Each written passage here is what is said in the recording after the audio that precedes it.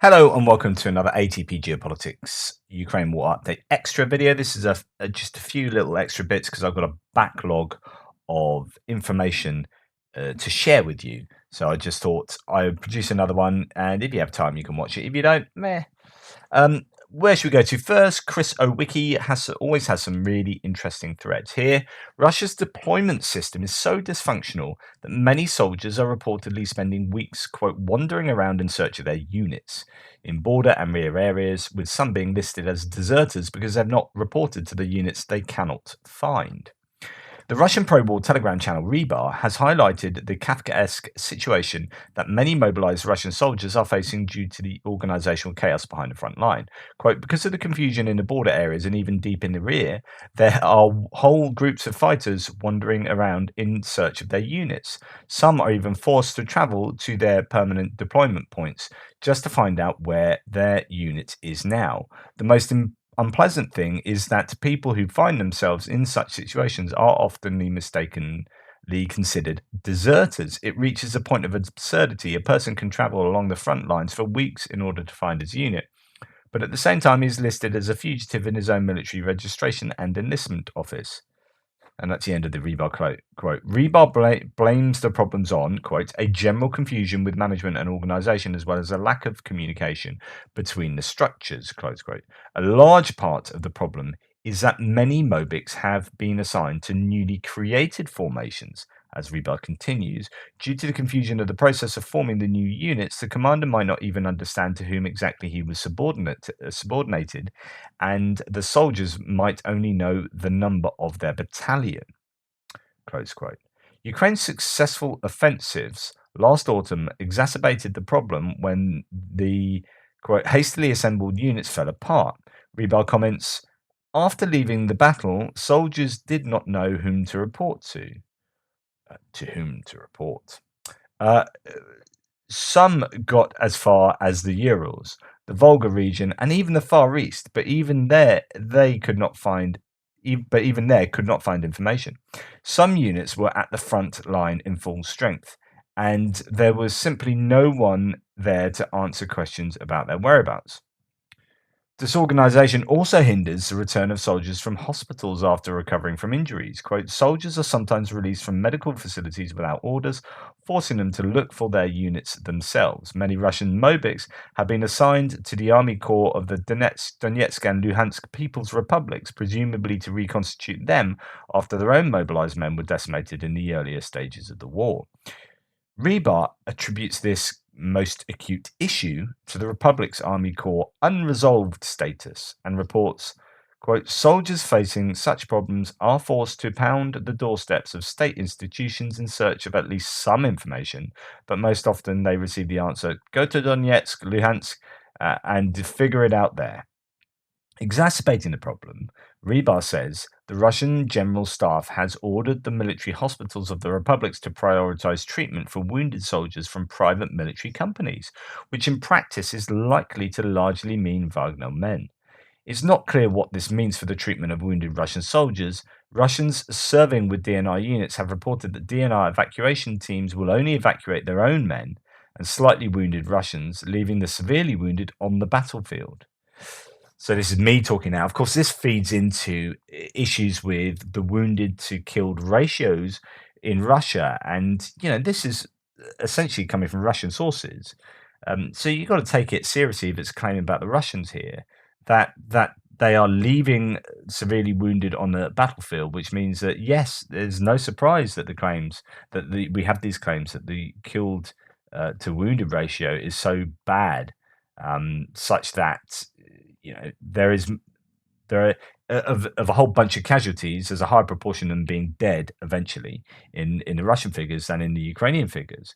There have been talks about between 1 to 2, 1 to 2 and 1 to 3 killed to wounded. I mean, that's absolutely terrible. If 1 to 2, you're talking 90,000 casualties, 30,000 are dead.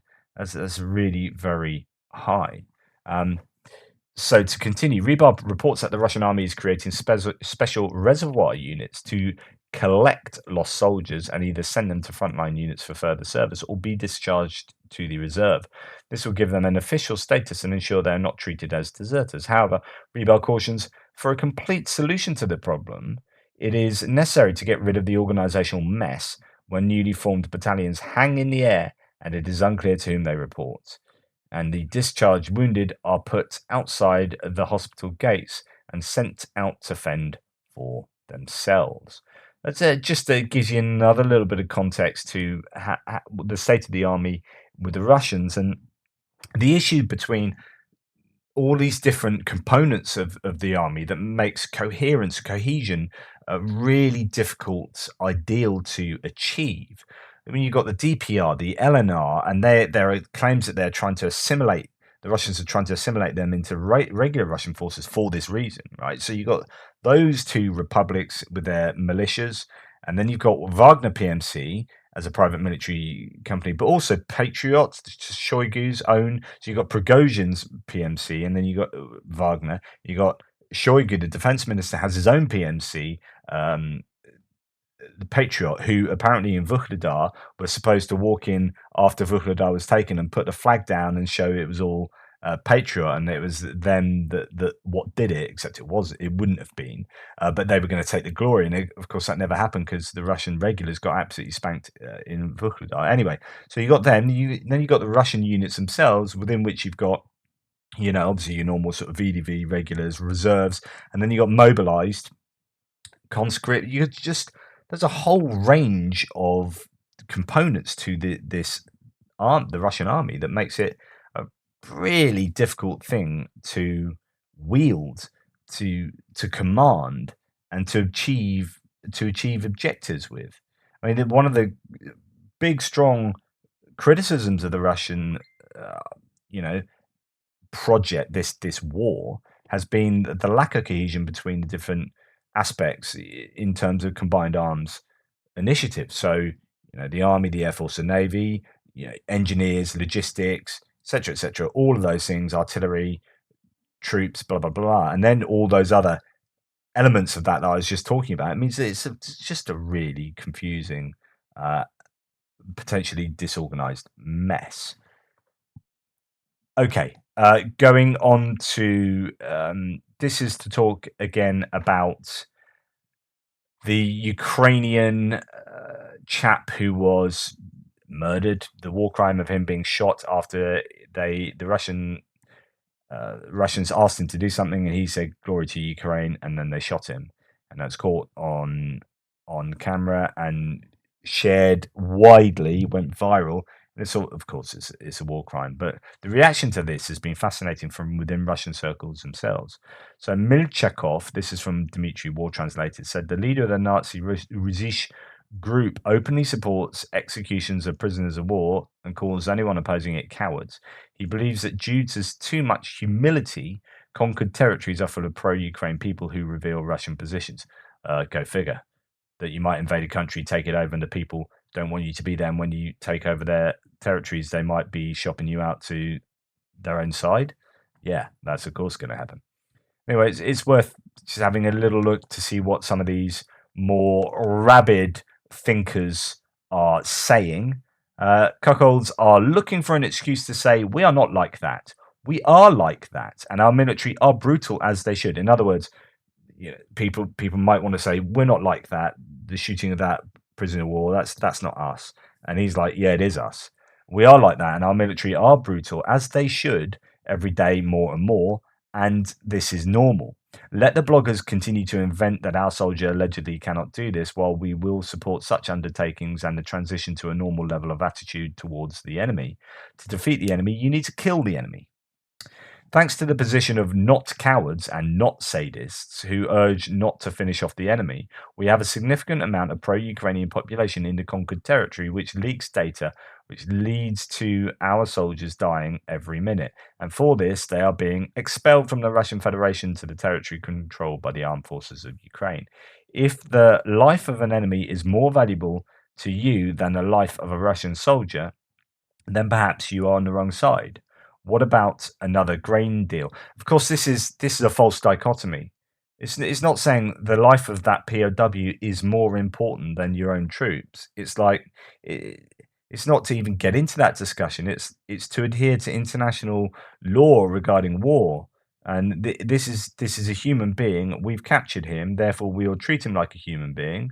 At the very least, otherwise we're going to get done for a war crime. I mean, you can look at it in self-preservation, or you can look at it as doing the right moral thing to do. But either way, it's not to say that that guy is more important than our guys. It's not like he doesn't have a gun, so he's not going to shoot us. We have him captured. This is just this is just very wrong. What about another grain deal or a couple of goodwill gestures? I sincerely hope that you are betrayers. Otherwise, it's worse than betrayal. It's incompetence. Just there appears to be no place for morality in the Russian army. There appears to be no place for international law for doing they don't care. Now you could say that they might be a more effective army in that respect. You could maybe construct some kind of argument. Um, but at the end of the day, these guys are simply devoid of moral caliber. I'd argue. Okay, talking about moral caliber, and actually, no, it might be worth going to our good friend Colonel McGregor. Right, I'm showing you on a different browser because Opera has VPN built in, and you can't in the UK you can't look at RT articles. So this is an article from March last year, early in the war, and I've just done a bit of a debunking of Colonel McGregor, who's a retired American colonel who seems to be a shill for the Russians, right? And I was just absolutely amazed, gobsmacked that this guy had these opinions. And then someone called me out on something he said, not in a pro-Russian way. He said, "I think you misunderstood what McGregor said here." I was like, "No, I didn't. He definitely said that basically he appreciates the amount of effort that Putin has gone to avoid civilian casualties and to get to the negotiating table." And I was like, "This, if someone has those opinions of Putin, they are either incredibly ignorant or they are so far into being a I don't know, being sorted out by the other side that they're happy enough to lie, or they're lying for their own ideological ends." I mean, there's no way to get away from the fact that someone's making these kind of claims has put themselves in a really dubious position. And this is an article that RT produced where he was, and it's talking about an interview that he did with Grayzone. Now, Grayzone are the Wagner PMC like Telegram channel, and that's their channel. What is Colonel McGregor doing being interviewed by Russian mercenaries? So, really, I wish I'd seen this article before I did that video takedown of his claims, because goodness me, you don't need to take this guy seriously. But anyway, I just want to highlight a little bit what's said in this article. So, Russian President Vladimir Putin has given strict orders. So, this is the RT line, and this is the line that McGregor has been holding to. Has given strict orders from the outset to avoid civilian casualties and extensive property damage. That is demonstrably not true. Obviously, you'd expect it from RT, but retired US Army Colonel Douglas McGregor told the Grey Zone. So this isn't the RT claim here, although it is by extension. This is Douglas McGregor's claim. So I'll repeat that. Russian President Vladimir Putin has given strict orders from the outset to avoid civilian casualties and extensive property damage. Retired US Army Colonel Douglas McGregor told the Grey Zone in an extensive interview. This has slowed the Russians' advance, quote, this is a quote from McGregor, to the point where it has given false hope both to the Ukrainians, but seized on by people in the West to try and convince the world that a defeat is in progress when in fact the opposite is the case. McGregor said, "I wonder how that holds up now, a year later." Literally, a year later, do you still think Russia are winning this well? Quote, "The war, for all intents and purposes, has been decided," the retired colonel said. presciently or not. Quote, the entire operation from day one was focused on the destruction of Ukrainian forces, i.e., by what he's implying here is not on civilians and not on property. That's largely complete. So at this point in March, he thinks the Ukrainian forces have been largely destroyed.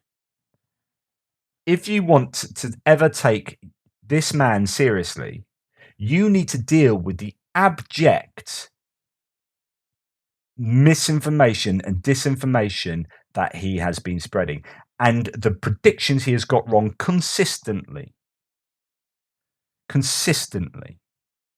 and the claims he have made that have been outright incorrect. So if you are a defender of Colonel McGregor, you've got a really difficult task ahead because this guy is wrong.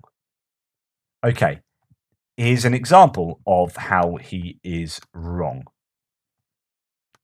This is coming from March last year. At the time he was saying this, March last year, Vladimir Obodinsky lost his wife Natalia, son Vladimir, daughter Ivana, grandkids Nicole and Dennis, 1 year old. Russia dropped two 500-kilogram bombs on a family home in Urivka, Zhytomyr Oblast. The day they died physically, I died mentally, he says. So he lost his entire family, and that's him left on his own. And this is at the time that Putin says we're doing, well, McGregor claims that Putin's doing everything he can to avoid civilian casualties. And this is what happened. This is, Denis Dianeko was 1 year old. The Russians dropped two half-ton bombs on his house in the village of Urivka. The boy died instantly, as well as his 1-year-old sister, mother, uncle, and grandmother. What is he guilty of? And actually, when you look down at this place, you just do a search for it. You start seeing the details. One person was killed in an airstrike in Urivka in Zhytomyr. The explosion damaged 6 residential buildings. And you're thinking, wow, like is this airstrike, was this really trying to avoid civilian casualties? Is this destroying the Ukrainian army? And then you go back to here, and then you look at these ideas, and like they don't really care. This is the true morality of at least a large proportion of the Russians involved in the war. There are a lot of mobilized people who have been swept along, but again, when they are complaining, they're not necessarily complaining about how the war is wrong. They're complaining about their lot, and to that point, we will go now. I do like to try and thread these ideas through the information I share. Put us in jail for 5, 7, 10 years. We're ready. We'll leave on foot or by taxi. Fight yourself. Footage of a conversation between a mobilized of the 1004th Regiment from Kaliningrad and their battalion commander. The mobilized talk about their conflicts with local L or DPR militias who don't consider them worthy of staying in the same positions. Right, this is a 6-minute conversation. I'm going to rush through it in terms of what was said by reading out subtitles to you. So this is a bunch of guys talking to their commander and letting him know exactly what they think. I said, do you realize we will all die there in the first or the best second fight? So what? You're not the first, you're not the last. Or how the Donetsk troops are running away? They put our boys into positions as soon as possible and run away themselves. These from Kaliningrad came as meat. These are their own words. Do what you want. I'm definitely getting out of here. They divide the army. So what was I talking about cohesion? And you've got guys complaining about the LPR, DPR, treating them like meat, using them as cannon fodder so they don't have to do that themselves. The dissatisfaction and morale issues that will promote and that will lead to further issues with cohesion going forward. So to continue, when we worked with the instructor, I asked him because it bothered me. Why are you dividing us? He said, I always will. You are you, we are we. Is this your home? No, but it's my house. Fascinating. So you've got your your local commanders, pro-Russian commanders in the DPR and LPR, they've either been living there for longer, shipped in as Russians from 2014 onwards or whatever, or they are actually Ukrainians, pro-Russian Ukrainians who have lived there for a long time, saying, "Hey, this is our place, mate. If you want to come in and fight, you're going on the front lines first." Like all this kind of us and them division and otherization. I'll tell you how it feels when you run to their positions under machine gun fire. Thank God nothing happened. Then, bam, a grenade drops from a drone. You sit there, smoke 8 cigarettes because your hands are shaking. Yes, I'm not 20 years old, but hands are shaking. It's scary at any age from this stuff. I will remove expletives. And they tell you that you need to withdraw after a few days under the same stuff, gunfire and shelling. But they, possibly Ukrainians, sit there shamelessly with all vehicles, thermal imaging. What is a problem for them to come and throw grenades at us? How are you going to feel when you kill the whole company in a week? The officer then says, "What suggestions do you have?" The reply, "Send us to territorial defense as we're meant to be." And then some unintelligible stuff. "When a village is taken, we go there, entrench, and stay there as we're meant to be in the territorial defense." So the idea is that these mobilized troops are supposed to be.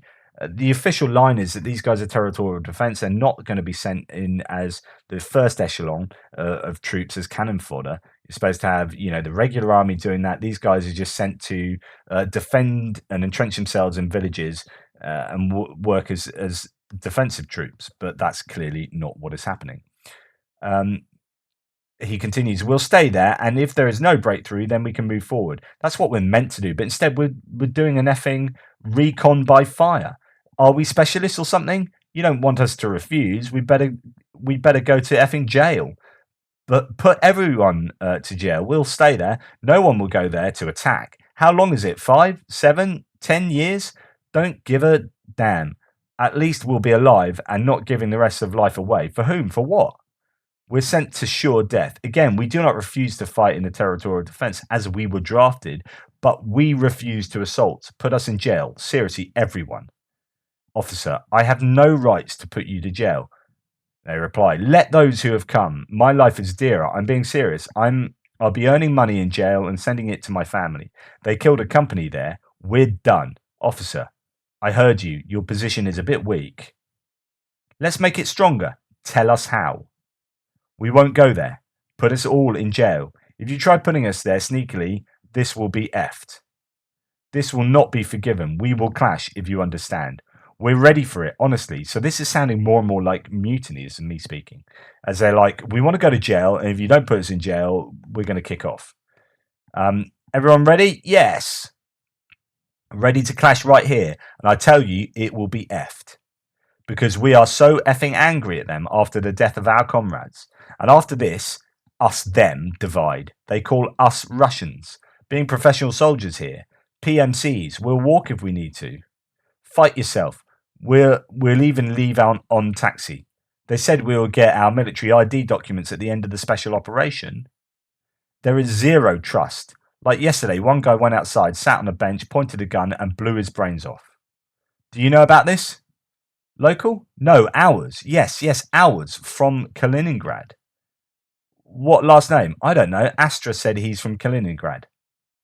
Right in the forehead. Even the medic was surprised. Right in front of our mechanic's eyes.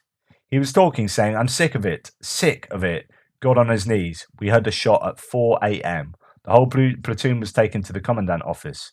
We came at night. What's this? 1939, NKVD, black trucks, let's go. Everyone is aware. If you're not saying it to dramatize, but if you put us down here, if you shoot us, if you interrogate us, half will open up their veins. Do you want suicides here? So on and so forth. So, this is a really, really interesting window into the experiences and thoughts of some of these mobilized troops. And it is not good. And this is genuine. Like, this is not psyops. It's not made up. This is a genuine video released from within this environment. Yeah. Okay, let's go on to just a few little things to do. A few little bits of extra stuff here. So, Ukrainian drone operators have found a tank called Barkers and destroyed it. Now, why I'm showing you this is, I mean, you've seen plenty of these, right? There's nothing unusual, but it's just the tenaciousness of the drone operators here. So they find a tank, drop a drone on it, doesn't really do anything. I mean, some of these explosives aren't very big. So actually, you've seen three explosives just basically bounce off, set off a reactive armor, maybe the first one, and then here we've got a fourth one. Now that does some damage, blows something at the back, and then there's another one. Or that might is that the same one? Yeah. So it's now starting to smoke. So the tank driver's thinking, right, let's get out of here. And then the drone, I mean, we've seen four IEDs dropped, so it's probably two from each drone. They're obviously doing kind of relay drone work on this tank. And then a little bit further down the road, this tank has been abandoned, it seems. First one pings off a bit of a rimmer there, and then and explodes. And then they come at it again, and this time get it right. And Bosch, there you go, and then another type of grenade. So you've got, I'm guessing, 4 to 5 drones worth to take out this tank, but obviously it's worth it. And this tank is on its own. There's no one around. There's no one shooting at the drones. This is a fairly safe drone operations. But that's a tank that wasn't abandoned. That's a tank that was had its crew in it, and they've disabled it enough that the crew have got out, and then they've taken it out, and that won't almost certainly won't be recovered. As I've talked to you before enough about, Russians don't seem to have armored recovery vehicles, to at least not in enough frequency to, or enough number to uh, remove these vehicles and repair them. So when they're abandoned, they're gone pretty much. Okay, and for the very last point, so here we come to a bit of a random thread here, but I thought it was interesting. I sort of talked about this in a previous video. So this is Russian peacekeeping forces mostly dead in Ukraine, the 4th Army base nearly empty, and a few small units in Dagestan and Chechnya are all that's left of the mighty Russian South Caucasus army. And there's just sort of a little infographic or map of South Caucasus. You got Georgia, Armenia, Azerbaijan. Obviously, there are issues between Armenia and Azerbaijan that in this area here, particularly, that the Russians have traditionally been the policemen to try and sort that out, and other places elsewhere. Now, the thread goes on. If Georgia, Azerbaijan, or anti-Russian forces strike, Russia may not have the power to stop it. The last time that Russia attacked Georgia, they needed 75,000 troops versus 25,000 Georgian troops. And the Second Chechen War, they needed 80,000 Russian troops. Today, they would need more if the fighting started. Think about Russia having to find another 300,000 armed and equipped troops today. Something I talked about months ago, which is when in fact the fighting did sort of, not, I wouldn't say erupt is a bit strong, but when it kicked off a little bit again on the borders there, and also with, was it Tajikistan as well, you have these two flashpoints and you're thinking, well, Russia aren't in a really good place to be able to deal with this. It did die down, but I don't think particularly with any kind of Russian help. This would be, if you were opportunistic and in charge of one of these countries at the moment, this would be a good time to kind of kick off. Russia have their backs turned and don't have the ability to commit any sizable army or military forces to any of these areas. Someone else chimes in with, Russia suggested to allow peacekeeping forces to include conscripts, Soroniki, and make this law retroactive, suggesting that peacekeepers are already full of conscripts, but this law isn't passed yet. Will that affect the distribution of forces in Caucasus, they ask? And the reply is, they have been getting ambushed and have not been returning effective fire. And also they have lost men of their combat armored vehicles from, lost most of their combat armored vehicles from reports. This is forcing them to do missions in cars and not APCs. And again, that's from reports. I can't verify any of this, but it's just an interesting conversation to just have a little look at. Important to notice that it was Russia from the very beginning who turned the region into a mess, merely in order to control it, divide and rule works, and so on and so forth. I just think that this area is somewhere to look at, or somewhere to keep an eye on, because really Russia is in a little bit of trouble at the moment. Geopolitically speaking, so if we go and look at, I don't know, if we do Georgia as a country, go and have a look at that on the map. Geopolitically speaking, uh, some people have been saying how China, not so much in these countries, but if you're moving over towards Kyrgyzstan, Kazakhstan, Tajikistan, China are growing in influence over here, as Russia has been receding somewhat over the last year or so, by being having their concentration taken elsewhere. And this, yeah, again, it's all happening at the moment, isn't it? I mean, China aren't really in the greatest of positions at the moment, economically speaking. They're on arguably a precipice, although people have been saying this for a long time. However, they have traditionally, I say traditionally, for the last decade, done a really good job of getting their fingers in an awful lot of pies around the world, building infrastructure here, building infrastructure there, in the Pacific, in Africa. And what they do, for example, as they did in Sri Lanka, is lend the money to build infrastructure. And when Sri Lanka defaulted on the loans, then they literally took over the land in question.